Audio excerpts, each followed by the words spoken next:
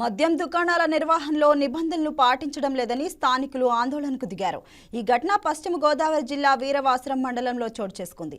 మద్యం దుకాణాలు నిబంధనలను తొంగలో తొక్కుతూ బార్లు తలపించేలా అమ్మకాలు నిర్వహిస్తున్నారని స్థానికులు ఆగ్రహం వ్యక్తం చేస్తున్నారు. మద్యం తాగడానికి ప్రత్యేకంగా సిట్టింగ్ ఏర్పాటు చేసి లూజ్ అమ్మకాలు చేస్తున్నారని మండిపడుతున్నారు. నిబంధనలకు వ్యతిరేకంగా మద్యం అమ్మకాలు జరుగుతున్న అధికారులు స్పందించడం లేదని చెప్తున్నారు. అధికారులు వెంటనే స్పందించి చర్యలు తీసుకోవాలని కళ్ళుగీత సంఘం రాష్ట్ర కార్యదర్శి నరసింహమూర్తి కోరారు.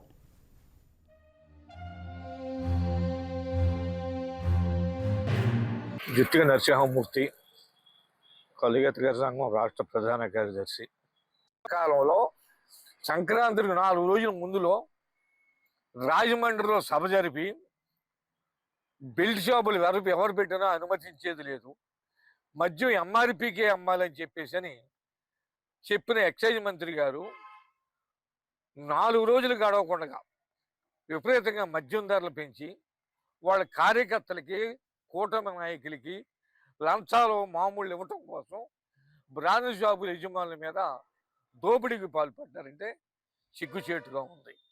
ఈవేళ 30,000 కోట్ల రూపాయలు రాష్ట్రంలో మద్యం సిండికేట్ల నుండి, బార్ల యజమానుల నుండి వసూలు చేసి కూటమి నాయకులకి, జిల్లా నాయకులకు కూడా ఆ రకంగా పంపారు. అంటే ప్రభుత్వం ప్రజల రక్తాన్ని తాగుతుంది తప్ప మద్యాన్ని ఎదురులేక పారించి దానికి బ్రాండ్ షాపులకి, అదేవిధంగా బెల్ట్ షాపులకి సబ్లీజ్ అనే ముద్దు పేరు కూడా పెడతా ఉన్నారు వీళ్ళు. ఈ విధంగా మద్యాన్ని వరదలా పారించి, ఏర్లై పారించి ప్రజల రక్తాన్ని తాగుతూ ఉన్నారు వీళ్ళు. గీత కార్మికు షాపులు ఇస్తున్నామని చెప్పి గీత కార్మికులు మట్టి కొట్టారు ఈ ప్రభుత్వం. ఆ విధంగా గీత కార్మికుల పేరుతో ఈ ప్రభుత్వం దోపిడీ చేస్తూ ఉంది, మద్యాన్ని వరదలా పారుతూ ఉంది, ప్రజల రక్తాన్ని తాగుతూ ఉంది. ఈ ప్రభుత్వం ప్రజల ఉసురు తగిలి పోక తప్పదు. ఈవేళ కేరళ ప్రభుత్వం ఉందంటే లిక్కర్ మీద ఆధారపడి బతకట్లే.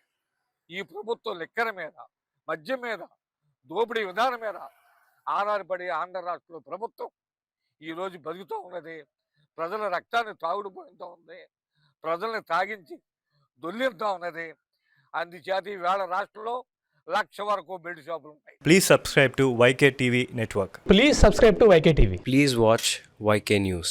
Don't forget to subscribe YK News channel.